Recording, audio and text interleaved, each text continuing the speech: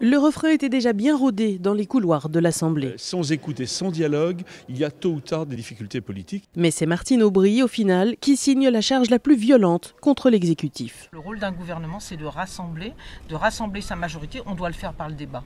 On ne peut pas passer en force contre une majorité dans un pays qui va si mal. Pas assez de débat. Pour les partisans de la ligne Valls, l'argument ne tient pas. C'est près de 3 semaines de discussions, pratiquement jour et nuit, que nous avons eues.